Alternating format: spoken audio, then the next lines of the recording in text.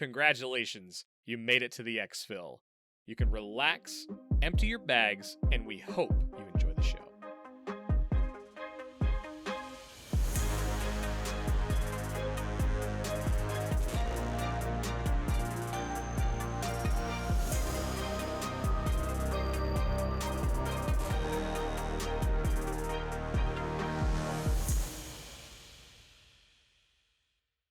Hey there, Mike, aka MTB Trigger here, and with me, as always, is my co-host Ronal, aka Eric.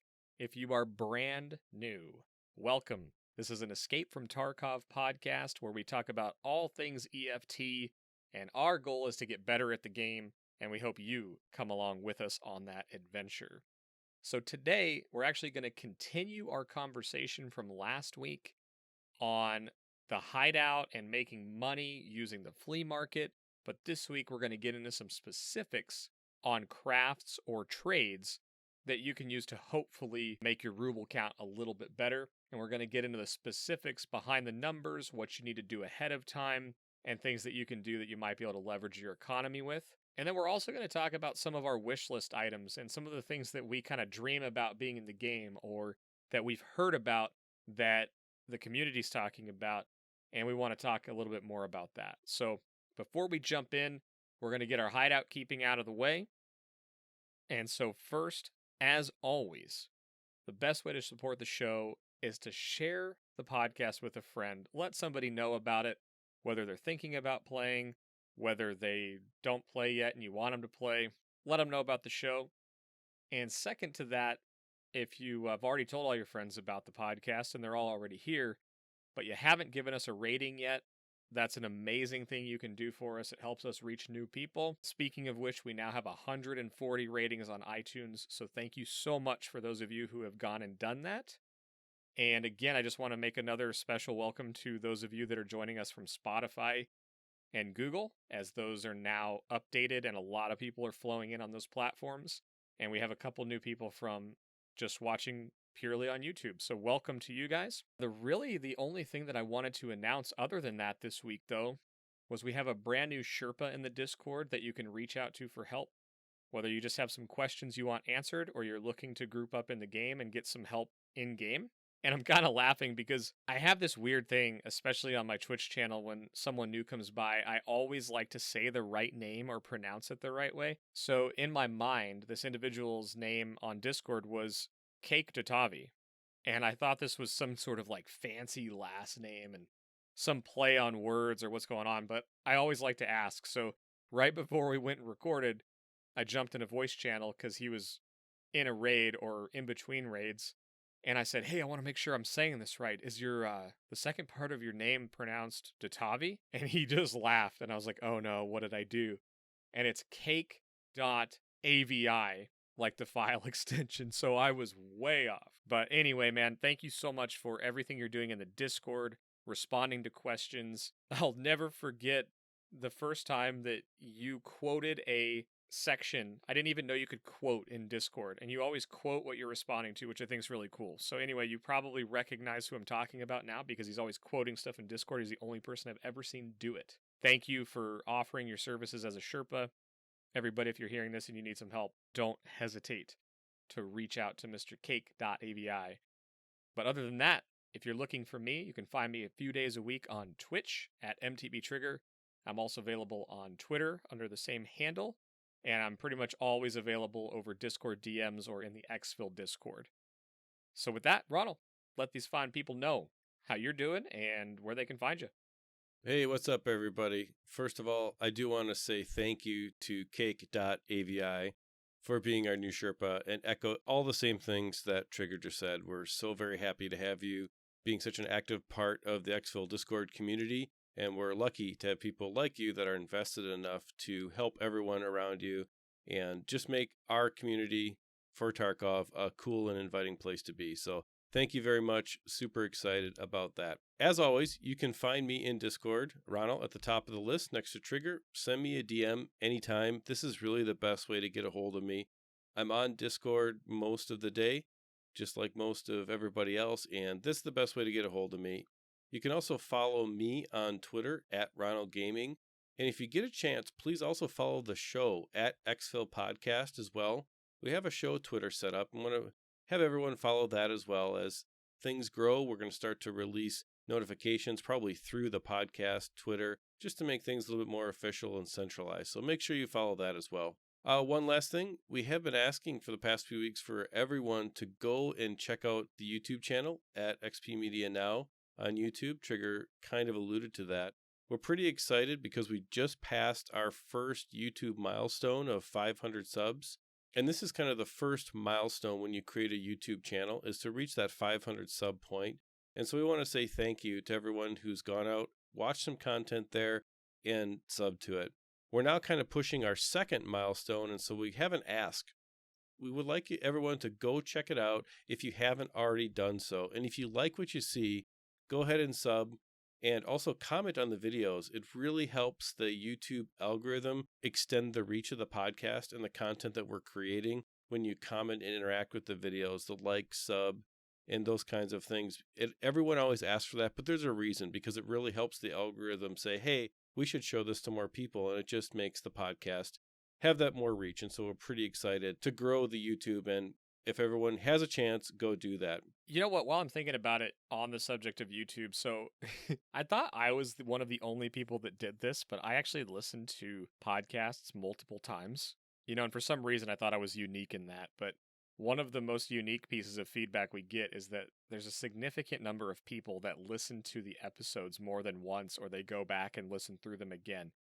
And so I guess what I would say related to the YouTube is, if you're listening to the episodes more than once and you have the ability to, would you just go listen to it either once or more times on YouTube in addition to whatever podcast app you're listening on? Again, it just helps us a lot, and YouTube is way more discoverable. So we're just trying to reach more people there, and we're starting to get that because of what you all have done already. So you've seen some new names in the Discord because of that, and that's really what we're most passionate about, is just how awesome this community is and finding more people like that. So thank you for doing it, and that's my ask, is if you're already listening multiple times, try to throw a YouTube listen in there for us. Yeah, I'm totally a podcast junkie. I totally do that. Listen to the same thing a couple times.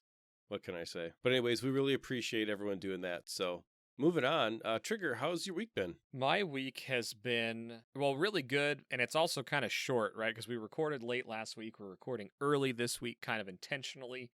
I wanted to just apologize for how late this episode went out, trying to make up for that this week to come out either ahead of time or right on time. In the short few days in between those two events, I have lost a bunch of gear getting the final tasks done. I have about 15 tasks left to get the Kappa container, and some of them require a lot of gear donation.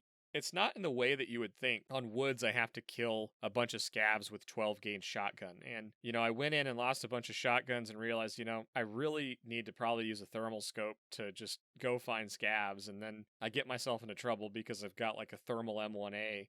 And I'm like, ooh, PMC's over there. I better go shoot them. And then I end up not making it out of the raid on time, which actually happened on stream the other day. And I didn't make it out of woods on time after killing, I think I killed 5 PMCs, I killed a bunch of scavs, and I was really thick. I had tons of loot, and I was walking at a snail's pace, and I learned 2 important things in that raid. The first one that I learned was that the most efficient way to move when you have so much stuff in your bags and you're way overburdened is to actually sprint, drop your backpack, and then you recover your stamina back twice as fast, pick up your backpack, and start running again.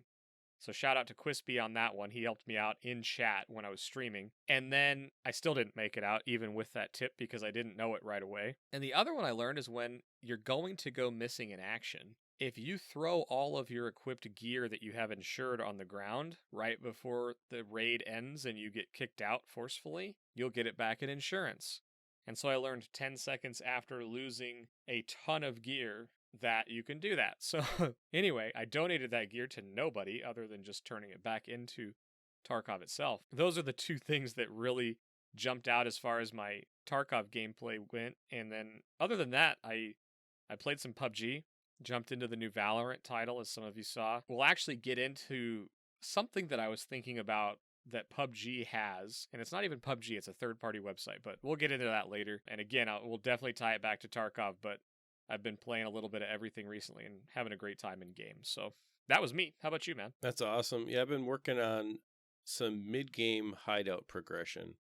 So I've really been pushing the last kind of 2 trader reputations that I need to get done to get to like level 3. So I just got skier level 3 today, Nice. which is pretty exciting. So that means I had to get to level 28. That was the last piece of that. And I'm pushing on to mechanic level 3, which is a pretty big step that'll let me upgrade my generator, and that'll let me upgrade my Bitcoin farm, which is just going to be expensive to buy. I think it's 15 more graphics cards to put in there, which is going to cost like, about 4.5 million rubles roughly, give or take 4.5 to 5 million. But on the good side of that, I have had an awesome week on the economy side. I probably plus 11 million rubles this week. And so because of that, I'm pretty well positioned. I've got like a 17 million ruble war chest right now, ready to go for the last phase of hideout prep. So, I think we're sitting solid there. That's going to be the real big piece of that. I think that's cool that you've got like you're prepared now, right? You got to the point where you're like, I know I'm going to need currency after this. It's always waves, right? Get to that point in the game where you're like making a bunch of money and you're like, wait a minute, something's coming.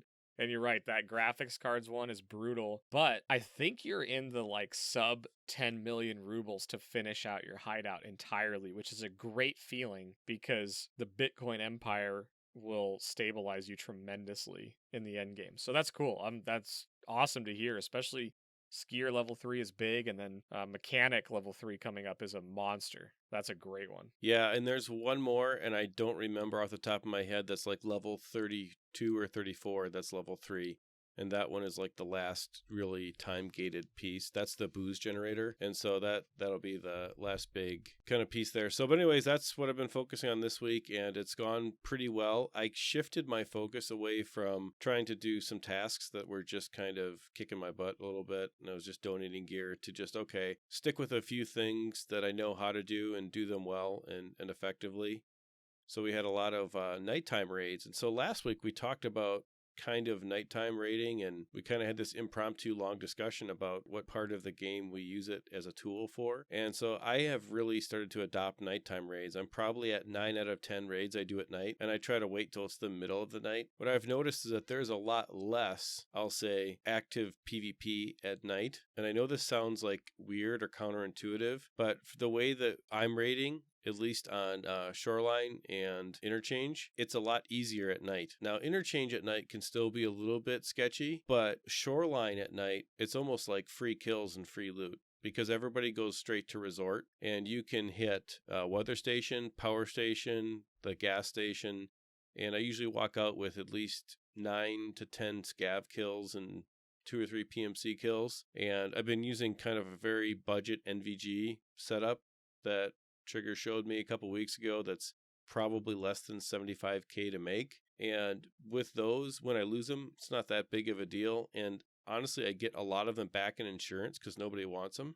So I go in there with kind of my janky build that is enough armor and enough everything to kind of keep me protected from getting snuck up on by a scav, really. And I've had a lot of success doing that. And it's really interesting because I was afraid to do night raids. I just thought, oh man, only the thick boys are doing night raids. I'm just going to die every time I try to do it right. And it's kind of turned out to be a little bit of the opposite. Now, there are other maps, like I'm sure Factory, night raids is thick boys. That's a totally different scenario.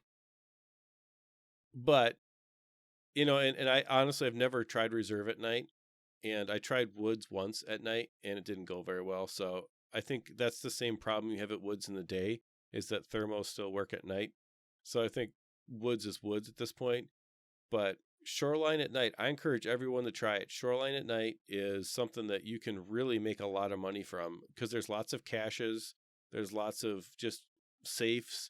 You can hit the pier. You can, like I said, you can hit all these different places, and you have like 40 plus minutes. And that's a lot of time to hit a lot of loot. Well, and it seems to me like if I was hatchet running or pistol running and wanted a really good chance of getting to resort without being spotted, like even without night vision goggles, like you could probably pistol run without night vision goggles up to the resort. So like when you're seeing guys that are pistol running or hatchet running on Shoreline, do you find that sometimes they don't even have night vision at night on Shoreline? Most of them don't. The one PMC that I killed out of, I think, 6 had night vision on. And it was the cheap ones that I'm using. Right. So using night vision, to be clear, is not like having a thermal. So it's not like it lights up where everybody's hiding in a bush. It's kind of more people don't hide as well at night because they think they're more obscured. If you know kind of the paths at which PMCs travel to get across the map, you can definitely sit there and say, okay, that's a black blob moving, and just shoot at it, right? And scavs obviously are easy to pick off like that too. And it's the perfect map for a Mosin because you just sit there and make long range shots with a Mosin. I really did not see a lot of other players using NVG on Shoreline, and I'm not sure if it's just not a focus of players right now or if it's kind of maybe forgotten about because it wasn't one of the original maps, so everyone seems to go after different maps. But for me, I've found that it's been extremely profitable to run Shoreline at night between 10 o'clock at night and say 4 o'clock in the morning. If you get anywhere outside of that window, the sun starts to come up enough where you lose your advantage of cover. You just lose that advantage. So then you might as well just play it in the middle of the day so you can see what's going on. So Interesting. And so that's been really good. And especially if you get Shoreline when it's raining and at night, you don't even have to worry about sound because you can't hear anything. You kind of know the map well enough to know where people go and where they don't go. When I log in and it's raining and it's the middle of the night, I go right to resort. It's because that is the great negator of sound. Chad loses a little bit of his advantage in that situation. So it's been a good week of doing that and kind of learning how to do some night raid stuff. So that's really the first part of my week. And then we also you and I did some runs on woods with thermos. And, we had some success. We had some heartbreak as we ran towards the UN roadblock as the timer ticked down and we missed the exfil by literally 1 second. Literally 1 second. But that's okay. You had a pretty spectacular raid where I think you killed 16 or 17 scavs and PMCs, including Sherman. Yep. It was pretty funny because you killed Sherman and we didn't even know you killed Sherman. We thought yeah. you did. Yeah, I was like, I think we did because the raiders were shooting at us, and it was one of those moments where I was like, this is either somebody who's cheating, right? That always goes through your head, right? When someone shoots at you right when you come over a hill.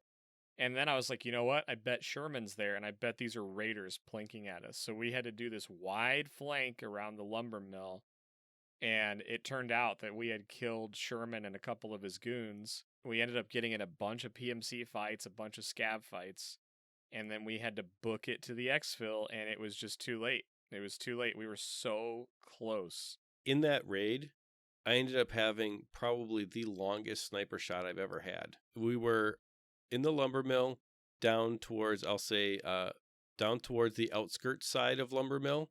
Yep. By that big rock, and there was a PMC doing that quest by that car.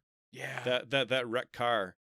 And I clapped him, and that was a long shot, dude.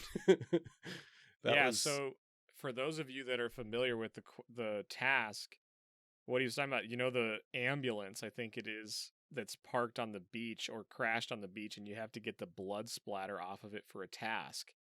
We were on the rock faced on the far side of lumber mill, and we look back and I'm like, I think that's a guy on the ambulance because we were using thermals, and because I was trying to get Shooter Born in Heaven done, and I also had to get M1A kills with a thermal, so of course I took one in for both of us.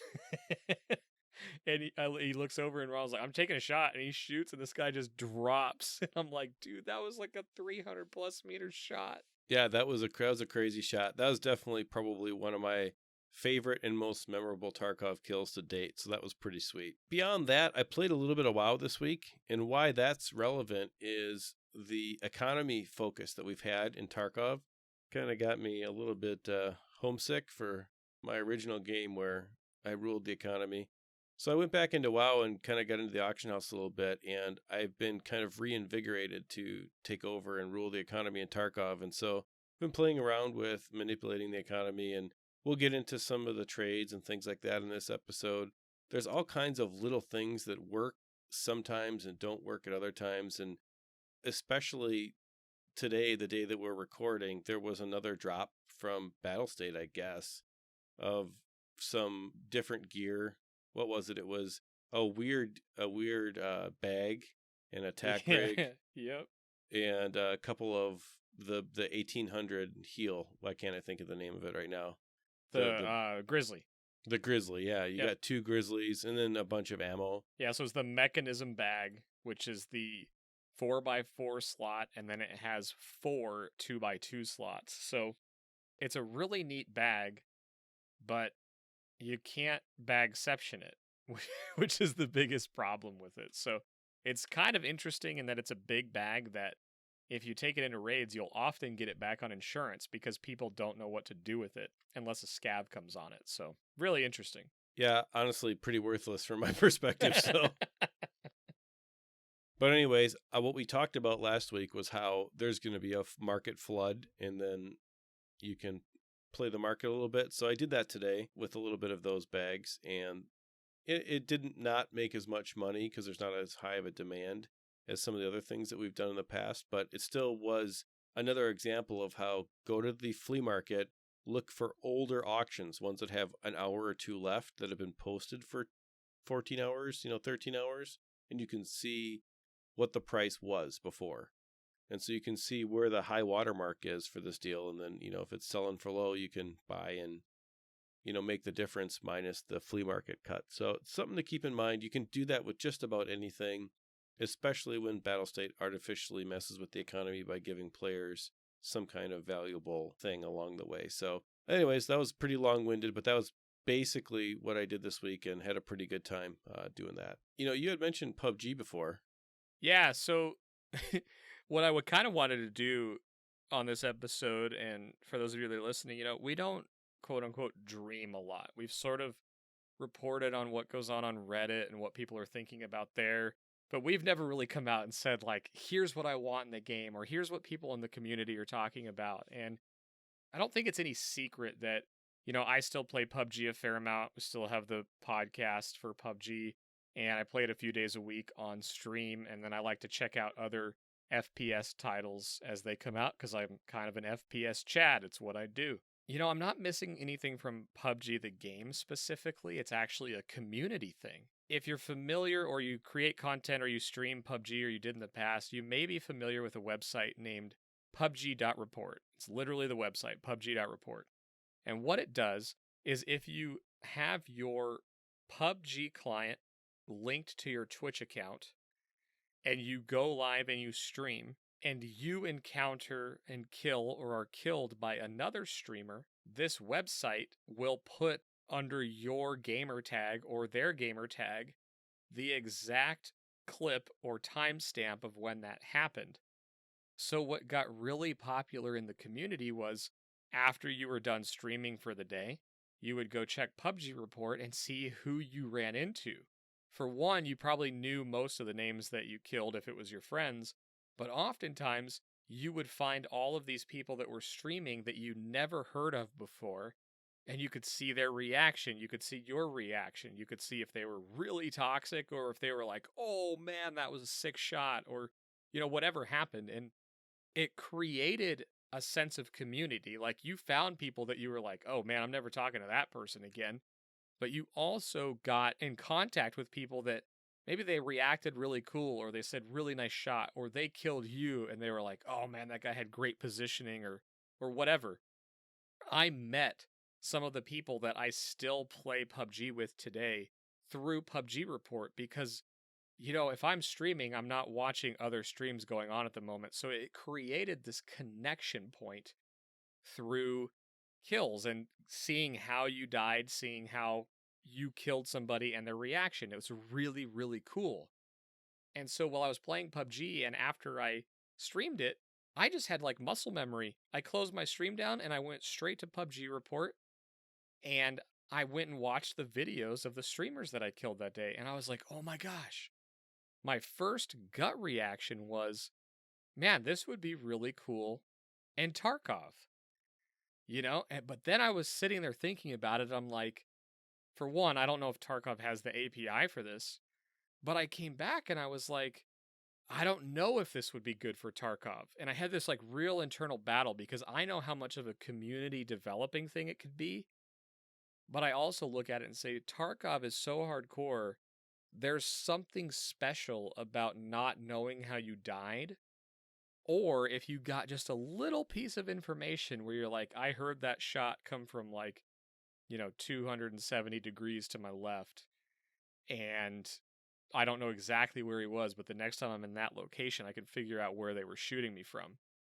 So I don't know, man. What do you think about this? Do you think something like this has a place in Tarkov, or is it too hardcore to let people connect this way? I don't know. It's super interesting. I mean, I was battling with it in my own head. Well, the first thing I was thinking about is that Nikita said they're never going to have a death cam. So because of that, maybe it's something that is a little bit not what they want for the vision of the game. I think it's a great community building tool.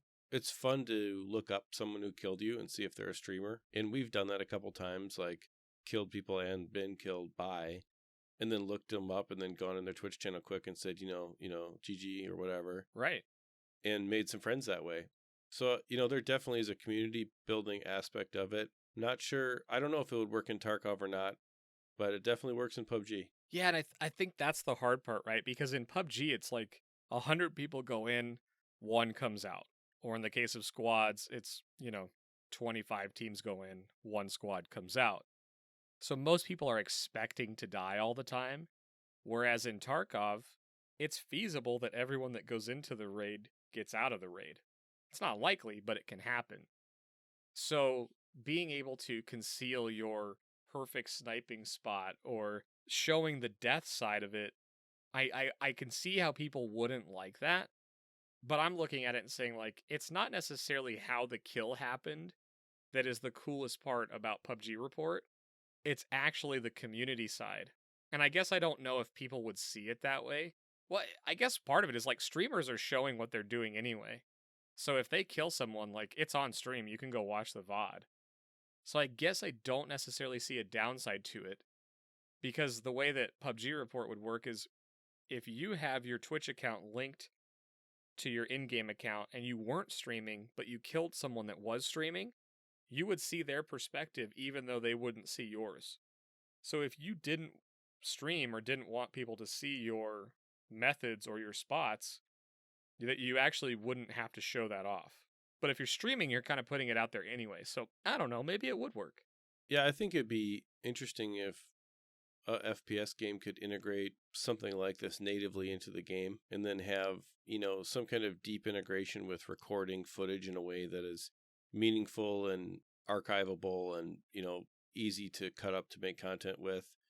We definitely have a different perspective, right? Because we're content creators, so we definitely look at this differently. It's always fun to show off a good kill or, show off to your friend that you killed them, right? In a way. I'm not sure that, I'm not sure we'll get anytime soon, but that is a way that mature FPS games go, right? Once the game is stable and you've got a bunch of mechanics down, start making bolt-ons for it that make it more fun, right? So right, and they've talked about creating like an arena, which to me, we haven't been told what that means, but when I think of arena, I think of it as like a 1v1 or a 2v2, and it's a, winner take all.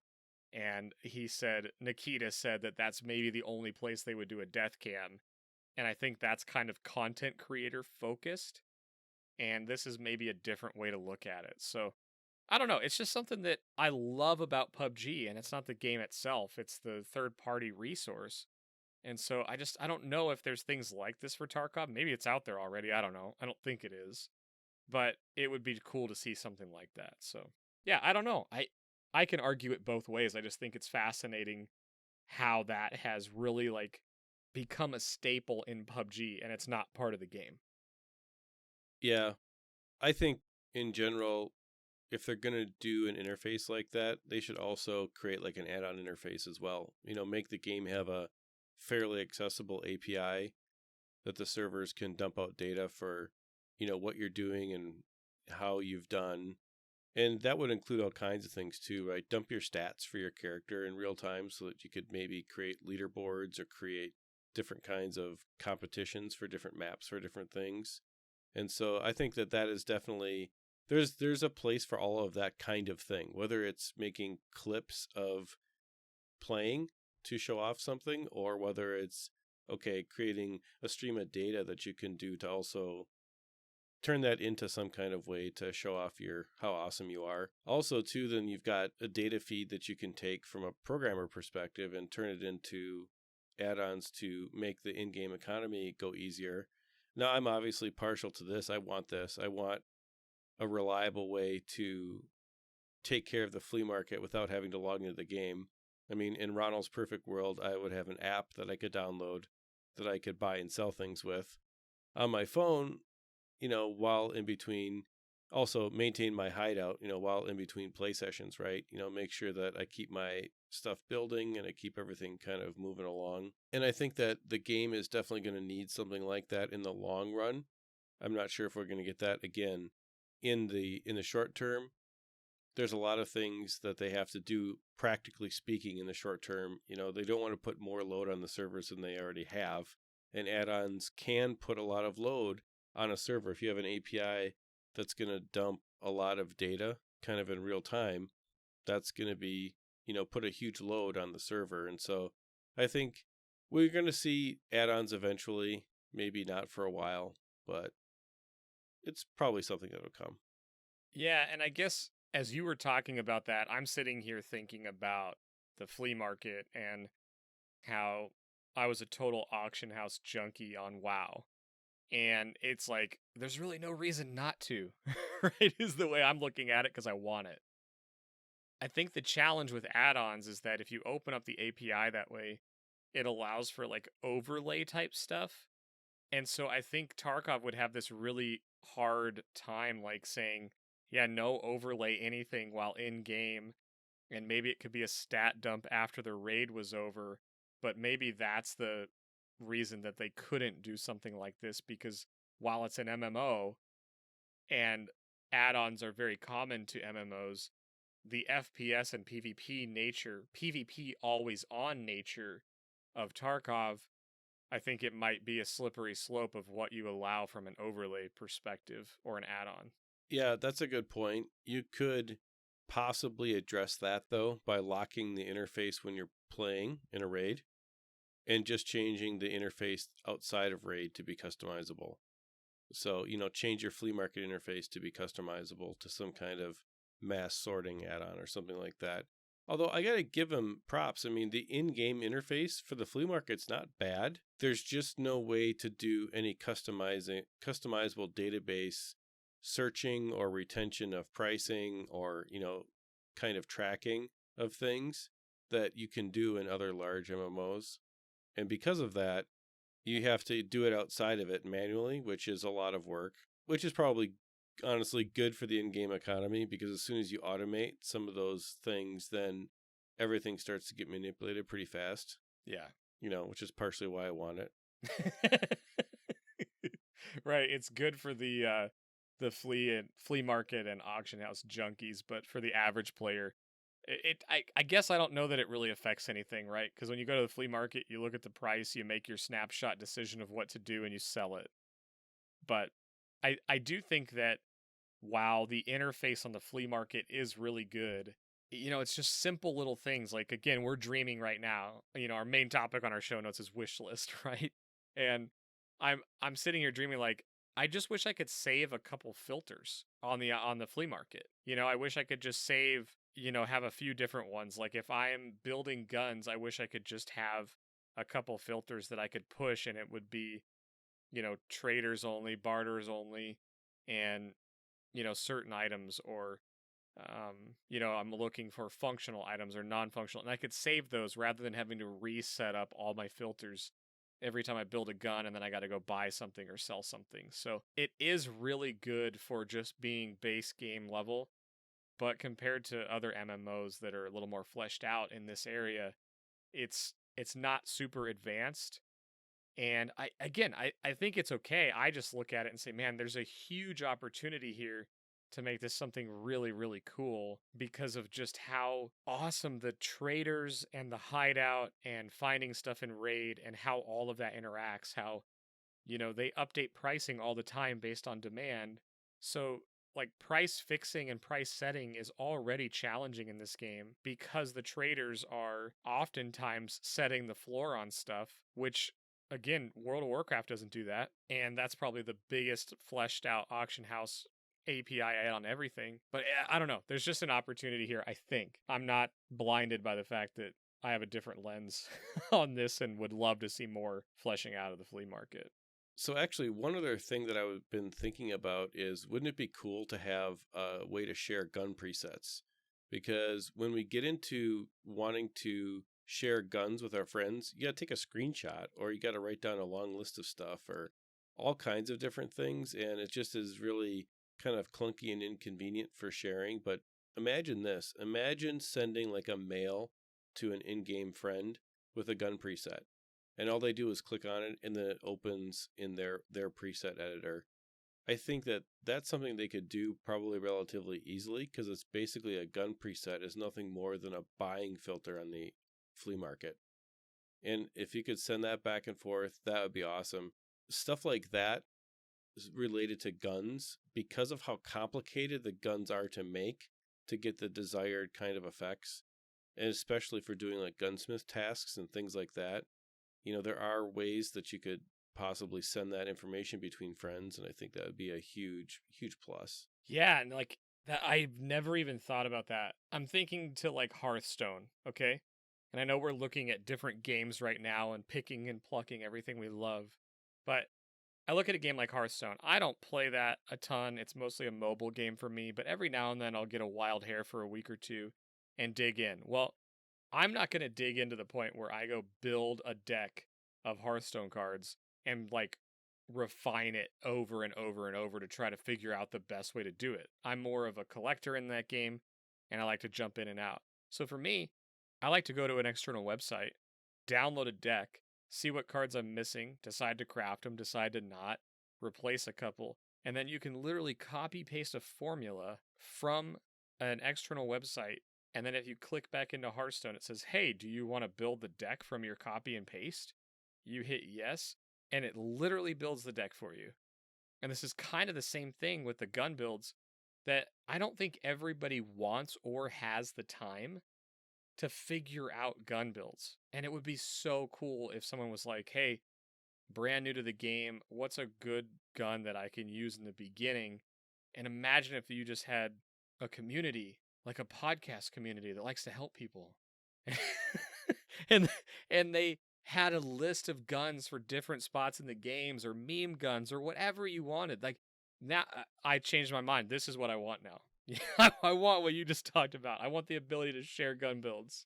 I'm all in. I think it'd be pretty interesting. I think you could really create some cool stuff, because there's definitely some fun meme guns, like the 4 flashlight shotgun, that kind of stuff that you can create. But just getting through basics, like I'm level 1, what do I do? Here's our set of 3 guns that you can afford at level 1 and that you can reliably get. Stuff like that, I think, if they haven't already thought about that, we should be spamming their Twitter asking for things like that, because that's not very selfish. That helps everybody, So the other thing I was thinking about is, it would be interesting if they had an in-game chat system that created like a clan or a guild or something like that. So you log in and you can see like, okay, I've got my friends list, but you could log in and see kind of like a mini in-game friends list that was a little bit more robust than a friends list. Doesn't need to be a full-on chat system, because let's be honest, most people use Discord, which, by the way, you can join the EXFIL Discord. The link will be in the description for the podcast. Highly suggest you do that. And so I think an in-game like way to recognize that you're part of a group, a clan, or a guild, or whatever you want to call it, I think that'd be kind of cool. I think there's ways to do that. People already do something like that now with the armbands. You can buy the same color armband and then go into a raid with 4 or 5 people and all be wearing the same armband, so you can see and not kill each other. That's a way to go about that. Or if you're JMac, you can just shoot me on the staircase, irregardless of any of that. But I digress. So I think that having an in-game system, would be good for that way, for the social aspect. I I don't know. I'm on the other side of the coin on that one. And it mostly comes from this not being a game where, you're grouping up with 15, 20 people, like you're grouping up with 3 or 4. And I guess there's games out there that do have clan stuff like this, like Diablo has that kind of thing. But where in Tarkov, you can change your name so frequently, like once a week, I could think you can change your in-game name. It depends how they would do this, right? If it's like an extra tag that you can't have unless you're in a clan, I don't know. I mean, I always like these kinds of things, and I'll be real honest, like, the only one I've ever been is in a World of Warcraft guild, but in Counter-Strike or, Call of Duty or Diablo, I've never really had an interest in that kind of thing, because it really creates these pockets where it's like you end up just talking to this one little group of people versus having a bigger one to talk to. But now I'm like, oh, it'd be cool if we had an EXFIL one. That'd be kind of cool. Who's on from the EXFIL? That'd be kind of sweet, actually. So I don't know. Again, that's a cool idea, but I don't know. I don't know if it fits or not. Yeah, I'm not 100% sure either. I just find myself at times wanting a little bit more in-game information if my friends are playing or not. I'm thinking about this kind of as we're talking, and yes, Discord is a thing, obviously, but Discord, you can be invisible, right? And so sometimes you're not always on Discord if you don't want to be, and maybe you don't want to be found, that kind of thing, but maybe you just forget to not put yourself online or something. I don't know. I'm just thinking it could be a way, because there's probably a lot of Tarkov players too that are not associated with a Discord, right? I mean, right. Even if you think about it, Discord is very huge, but it's also not, not everyone by far is not using Discord. Well, it's invite only, right? You can't just join a Discord unless it's somewhere out there publicly. So, yeah, it's not an open platform, really. Right, exactly. And so I think that having an in-game social system may help that. I mean, I'm kind of back and forth on this one. I agree with you. I understand your point, and I can see that and kind of agree as well. Yeah, and I'm kind of leaning, though, towards it being maybe something to consider, because they're even developing this game with the idea that you need to rely on third-party resources, you need to rely on other players, etc., etc., etc. I think that the barrier by having clans or things like that is currently there's no barrier to entry to go find content or to go look up a YouTube video or to play with other people necessarily. As soon as you add clans and stuff like that, you end up with applications and you end up with squads forming in teams. So it's like, I don't know. I don't know if that belongs in this game or not. It's a super interesting. Yeah, I mean, the worst of all of us gamers comes out as soon as there's a hierarchy system like this put into place. Right. And they have to consider all these points, right, that we make about these kind of wish list items. They have to consider all this when you design a game, and that's why designing a game is not simple. I'm going to actually announce something because it was kind of cool. So typically what happens before we record in a given week, we will jump in a channel, and normally we would just go in a hidden one, and we have some research to do, or we'll just kind of flesh out our notes a little bit if anything happened in the few days that we need to update our notes on. And well, what happened tonight was I saw a few guys, shout out to Beastmac and Quispy. They were raiding, and I saw them in a voice channel. I was just seeing who was online, and I saw them in a 2-man raid channel, and I saw Quispy go live, right? So I saw them start sharing their screen, and if you remember from last week, there's a bug if you're in the locked 2-man raid channel or 3 or 4, whatever, you can't see the screen. So I saw them, I witnessed them live moving to this other channel. So I jumped in the channel right as they moved and jokingly said, like, "Oh my gosh, are you guys streaming?" Like, just having a funny time, right? Having fun. And they laughed and whatever. But then I just ended up hanging out there, updating my notes, waiting for Ronald to get on. Then he joined, and we're just kind of chatting, updating our notes, and it was really cool. So the announcement, there's a long story to tell you this, but I think what we're going to do actually is before we record, and we're not going to commit to this all the time, and we record at different nights. It doesn't always work out. Our schedules are kind of challenging. But I think we're going to try to announce when we're recording, and on nights that we record, I think we're going to hang out in a voice channel in the EXFIL Discord and just chat for a while as we're updating our notes and stuff like that. So if you ever just want to come chat with us or just come talk with other people, it'll probably end up being quite a few people in there, but we're going to try to commit to doing that. And if we can't, if we have a tight schedule, we'll let you know. But before we record every week, we'll try to let you know where we're going to be. And the reason this all reminded me of that is as we were talking about some of the topics we were going to discuss, because of course they asked, and we love talking about it, so of course we did. I don't know if it was Beastmac or Quispy, so I'm sorry that I don't remember which one of you brought this up, but their idea, and I thought this was so cool, was that in the hideout, whether it's a separate section or something to build, they thought it would be really cool to have like a wardrobe somewhere where that you could store your armor or display your armor or whatever it is. And I just thought that was really neat. It's kind of like more stash space. It's kind of like more inventory room, but I just thought that really would be fitting for a hideout. And so I thought that was really cool, is to have somewhere that, I don't know, maybe you update it, maybe you could store it, something like that. And of course, we were talking about how little space we all had in our stashes. So it may have come from that, but I just thought that was a really interesting and cool idea from the community. Yeah, that's awesome.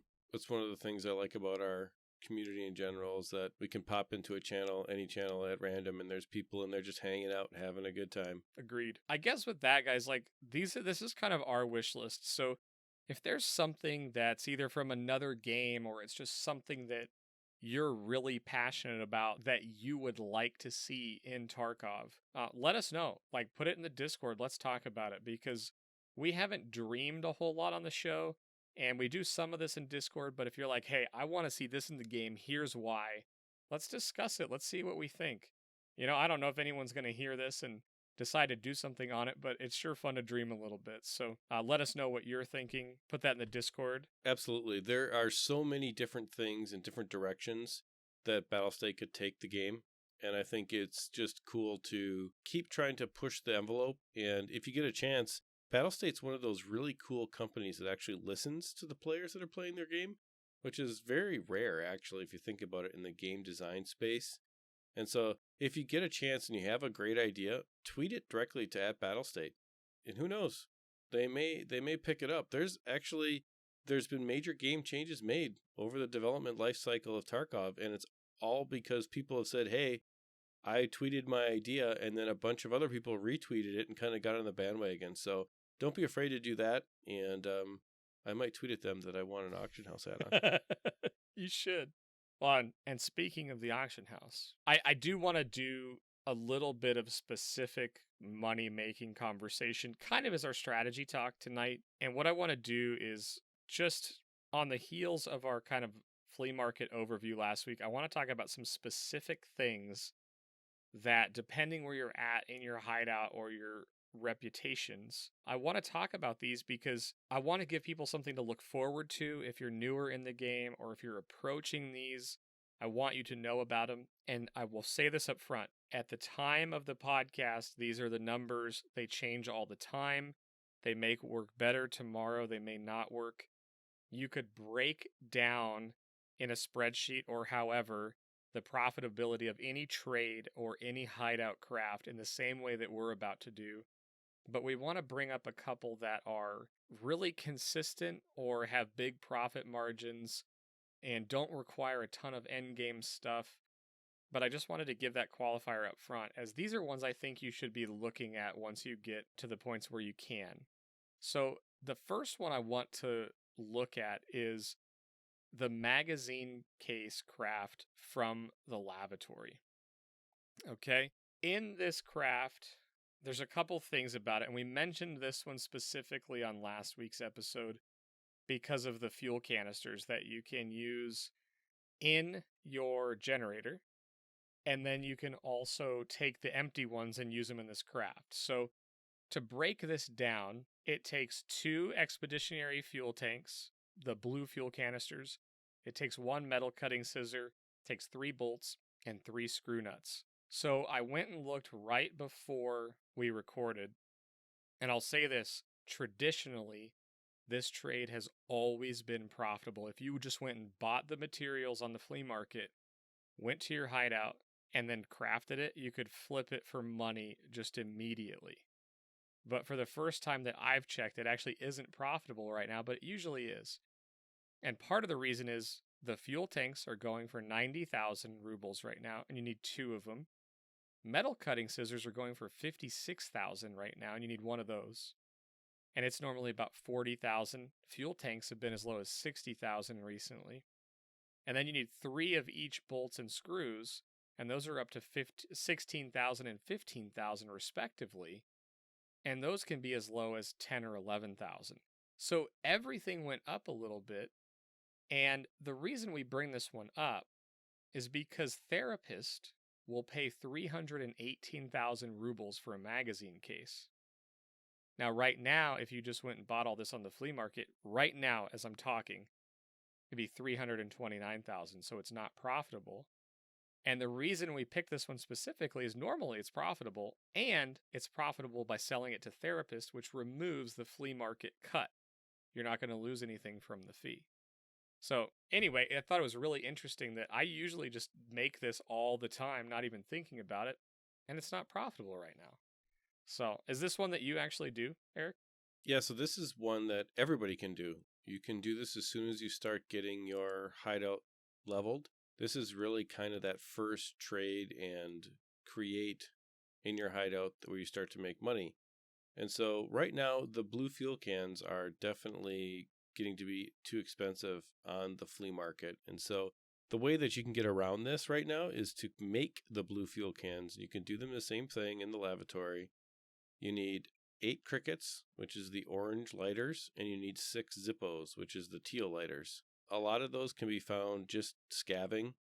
Look in file cabinets. Mostly they're in file cabinets. They're, in multiple maps. And most people throw them away because, as we've talked about in the past about how you want to optimize each square for a certain amount of money, you want to make sure that you don't optimize your scav run at the expense of like a greater goal.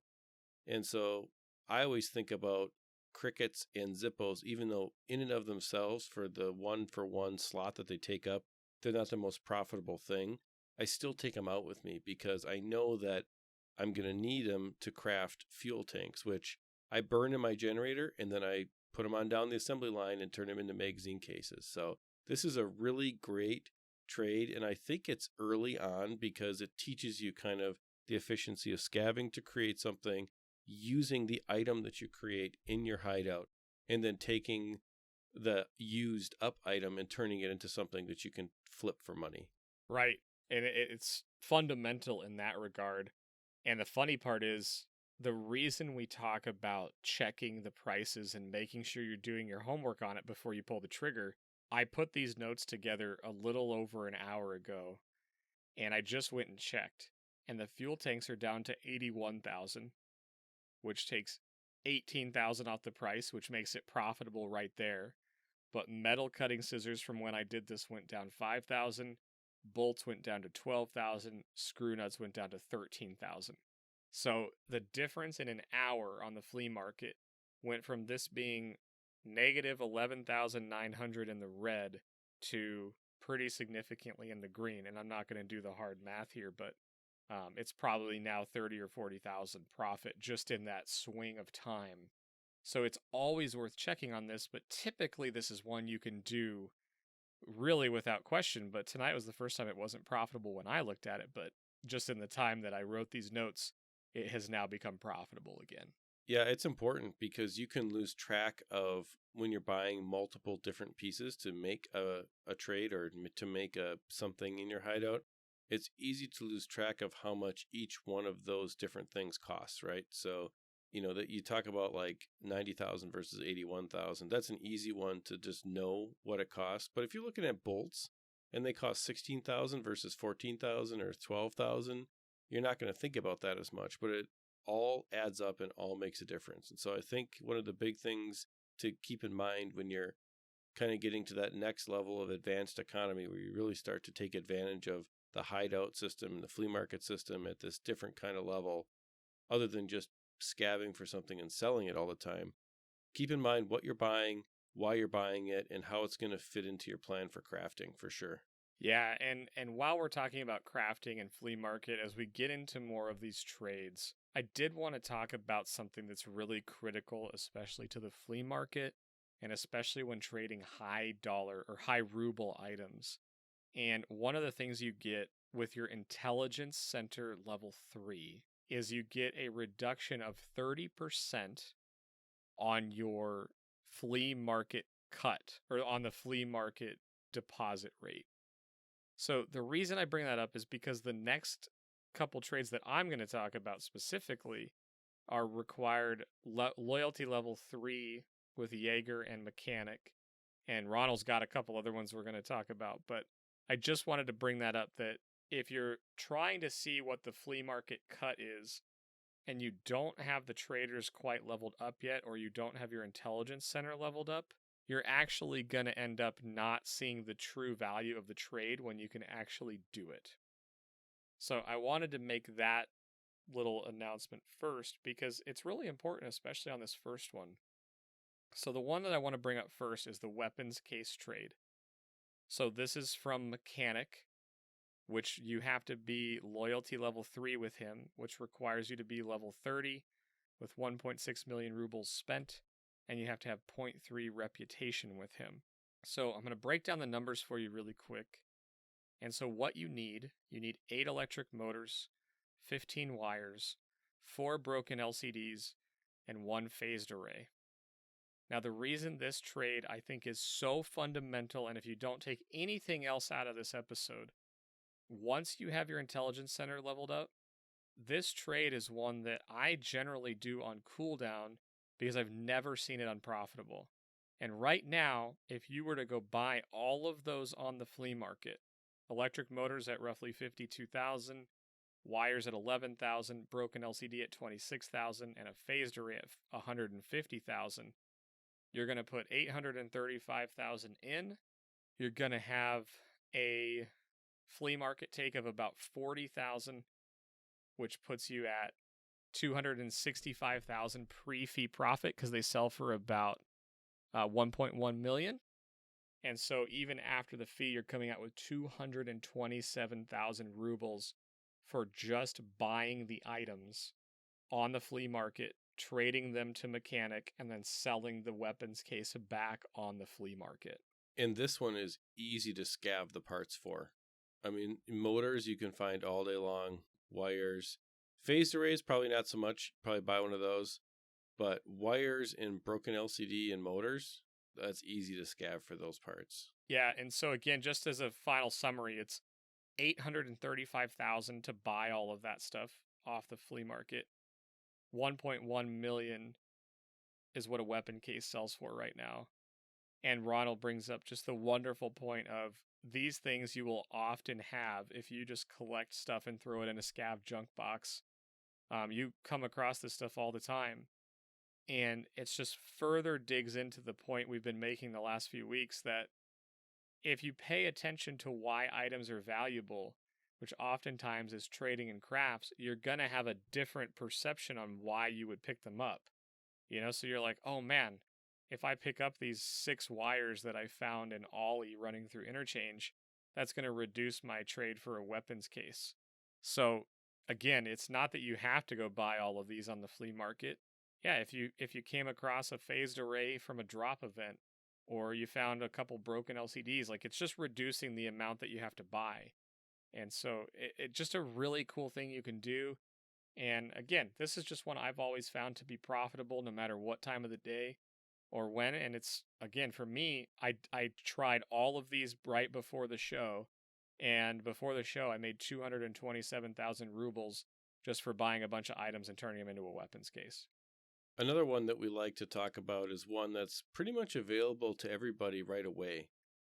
And this is the Tetris to Bitcoin to sell to therapist. And in the early game, this has a couple of great side benefits that happen as a result of this. So basically what it is you find a Tetris. If you're looking for a reliable Tetris in Shoreline in the upstairs room in the weather station, there's usually a Tetris on the floor, most raids that you go there. And then what you end up doing is taking that Tetris, putting it in your gamma, and then getting out of there. And when you go to trade it to mechanic level 1, you can trade it for a Bitcoin. And it's like, why would I trade this? Well, if we think about this, break this down. Right now, Tetrises sell for about 130,000 rubles on the flea market. Now, before fee even, let's just think about this. Bitcoin sell for 150,000 or 145,000 on the flea market. Now, both of those flea market sales by themselves require the fee to post it on the flea market. But if we trade the Tetris, turn it into a Bitcoin for free, and then sell that Bitcoin to Therapist for 145,000, we miss out quite intentionally on the 7,500 ruble fee that it costs to post a Bitcoin on the flea market for 145,000. So you already increase your profit there, and you get credit towards your spend with Therapist to level up your trader reputation, which is a huge, huge deal early on in the early game. And so that is a big side benefit to doing this particular trade, which you can do 2 times per reset. Yeah, so, and if you're lower level or just getting started, basically what he's saying is, right now Tetris is 142,000, Therapist will pay 145. There is zero reason not to be buying Tetrises on the flea market for less than Therapist pays for them whenever you possibly can, and you have those 2 trades up, because you make a couple thousand rubles, which isn't a big deal, but it just gets your spend with Therapist going.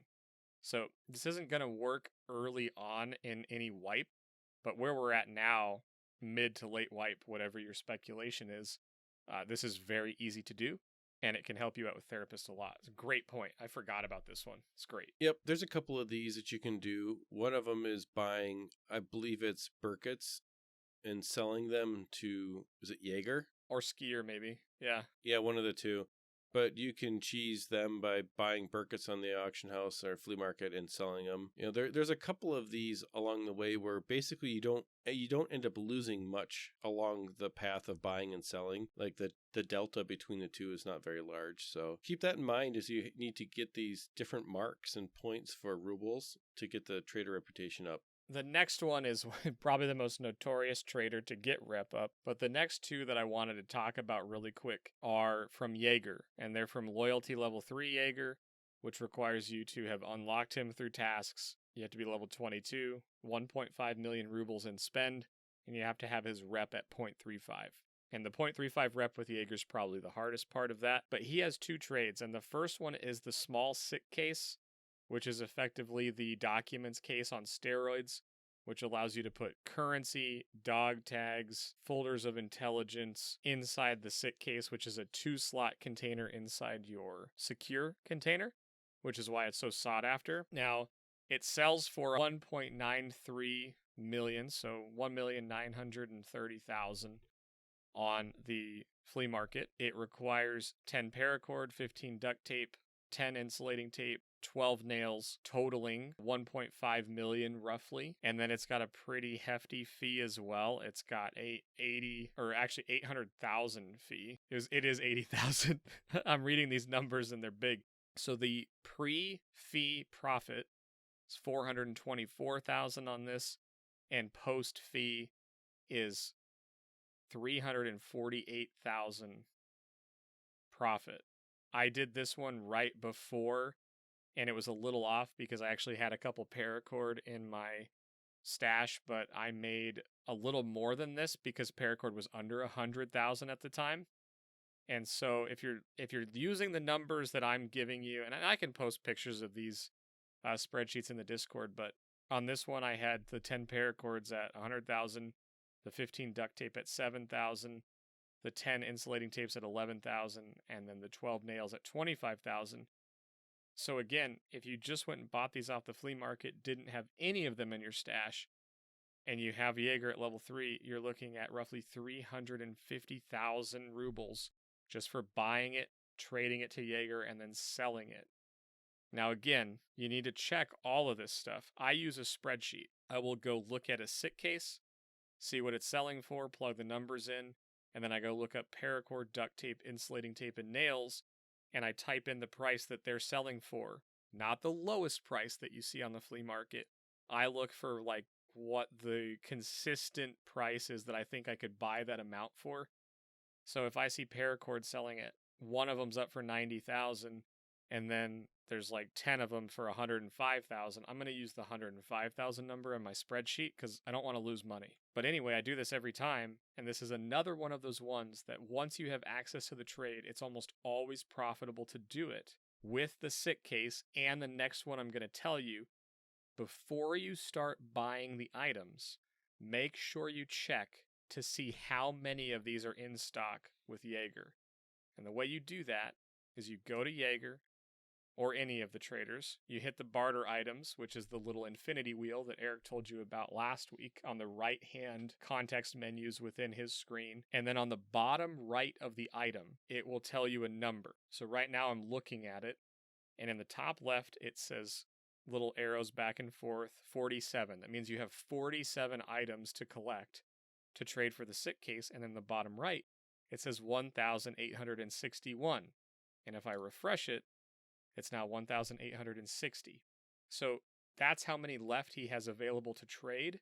If that number is very low, or you refresh it a few times and it's rapidly decreasing, don't invest a ton of rubles and then have the trade go out of stock, because then you're stuck with a bunch of stuff you can't do until the next time the trader resets. So just a cautionary tale there. I've done it. Don't get stuck with a bunch of items that you have to sit on for 2 hours. That's the sick case. 350,000 profit from buying it off the flea market. It's also good advice to be careful not to get too stuck with all those things. I mean, you can always sell them again, but at the same time, you're just going to be taking up stash space, which can be kind of annoying. Yeah, no doubt. And the final one I'm going to talk about is by far the most cautionary item in the game because of scam trades, for one. And then also because of the limited quantity available at Jaeger. It's not so rare that you won't see the trade available, but it is limited enough that I've seen it sold out many times, and this is the Red Rebel. So the Red Rebel sells right now for 5.2 million, and if you don't know what the Red Rebel Ice Pick does, it actually allows extra exfils on the reserve map and the woods map, and they're very, very useful. So the Red Rebel is very sought after. Now, this one takes 14 propane at roughly 68,000, 7 fuel conditioners at 95,000, and 15 dry fuels at 85,000 for a total investment of 2,892,000 rubles. It sells for 5.2 million, but the fee on this thing is nuts. It's a 1.6 million fee because what it's worth and what it sells for is so radically different. But it can be worth up to 700,000 rubles in profit if you can find those prices. Again, for propane under 68,000, fuel conditioner under 95,000, dry fuel under 85,000. But you need so many propane and you need so many dry fuel that if those even go up a little bit, it can become unprofitable really, really fast. The other thing is if people undercut you, you can't cancel this one and repost it because you're out a huge deposit. So you have to be really careful with this one. So I tested it out again in front of everybody. I was actually streaming on Discord when I did this. And I posted it, and then I refreshed it like 3 seconds later, and there was like 6 more that had undercut me. So I was like, oh, I did not price this right. Well, fortunately, about 30 minutes into the recording, the Red Rebel sold, and I've never ran into a scenario where I posted a Red Rebel and it didn't sell, but I always did my homework first and made sure that the profit margin was large. Now, in my calculations, I was going to make about 700,000, but I had to pay a little bit extra on all of the dry fuels, so it actually cut it down, and I made like 489,000 in profit. So the crazy part about all this, and again, this is just my experience on these trades right before recording, is I made 489,000. Let's just calculate this really quick. So 489,000 plus 350,000 roughly, plus 247,000. So I made 1,086,000 rubles for buying stuff on the flea market, trading them to a trader, and then selling that item back on the flea market. And that million is in pure after flea market fees, intelligence center level 3 profit. Yep, absolutely. And that is the benefit of getting your hideout leveled. You start to get some of this stuff going, and the money woes that you really go through in the mid game kind of disappear at some point, and I'm looking forward to getting to that point.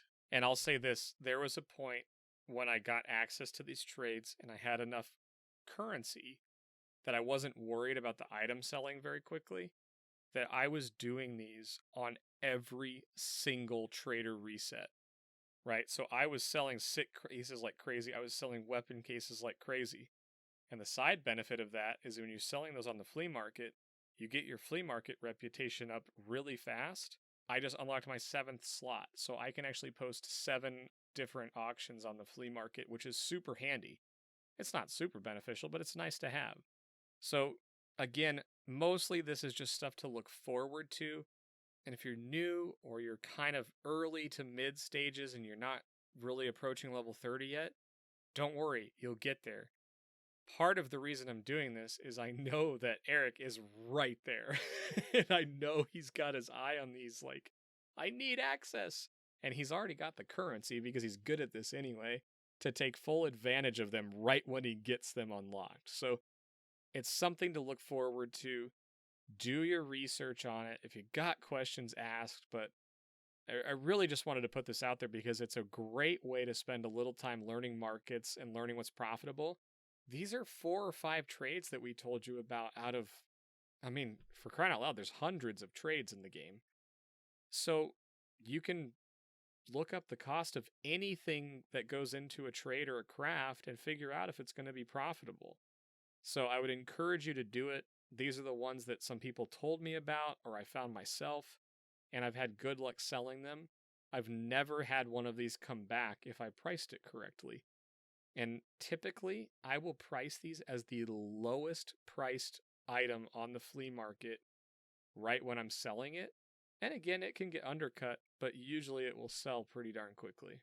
I think it's important to remember that you have something to look forward to if you're in the early game. And if you're in the mid game like me, you can almost taste it. You're getting close. And for those that are listening that are, in the late game and are more experienced players, you can just kind of head nod your way through this saying, yep, this is how this goes. And so it's important to know that the economy is very robust in Tarkov and you have plenty of options to really make a ton of rubles. And I know that rubles and currency are things that are hard to come by. We just want to make sure that everyone continues to get different strategies and different things that they can do to make money. If you have something that we haven't covered that is like, oh man, they got to do this, go ahead, post that in Discord, because this is how we can leverage our community, is to say, yeah, I've got this trade, I've got that trade.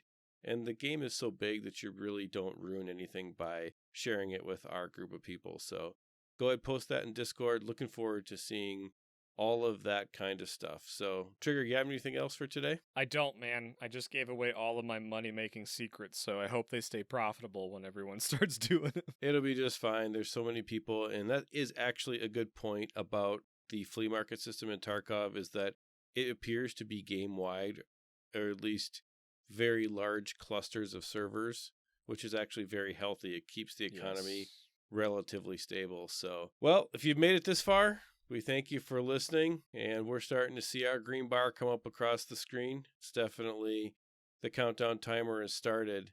So I want to thank everybody for listening. Thank everybody for watching. And remember, you can find us on iTunes, Spotify, and Stitcher under EXFIL Podcast and all of those places. Please, if you can, leave a 5-star review or a review of whatever the different platform that you're listening to supports. It really helps discoverability of the audio version of the show. And make sure to check us out on youtube.com/XPMediaNow, where we always have the talk show version of the show.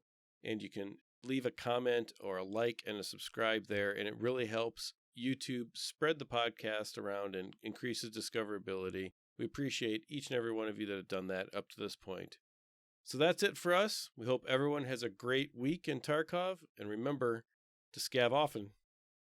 And go make some rubles, would ya? Jeez. We'll see you guys soon. See you later, everybody.